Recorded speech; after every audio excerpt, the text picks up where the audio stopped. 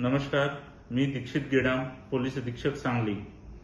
सध्या सांगली जिल्ह्यामध्ये कोरोनाचा प्रादुर्भाव वाढत चाललेला आहे। त्या अनुषंगाने महाराष्ट्र शासनाची ब्रेक द चेन ही ऑर्डर लागू आहे व अंमलात आहे।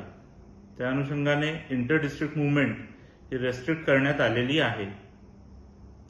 अत्यावश्यक सेवेच्या वाहतुकीसाठी कुठल्याही प्रकारच्या ई पासची गरज नाही, पण जर कुठल्या इंडिव्हिज्युअलला, कुठल्या व्यक्तीला कुठल्या सिरियस इमर्जन्सीसाठी जिल्हा सोडायचा असेल तर त्यासाठी ई पास हे बंधनकारक आहे।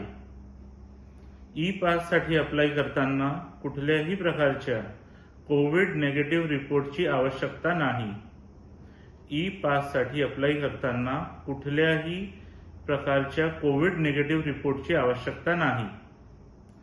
ई पास साठी अप्लाय करताना केवळ सेल्फ डिक्लेरेशन किंवा कुठल्याही डॉक्टरांचं एसिम्प्टोमॅटिक सर्टिफिकेट पुरेसे आहे।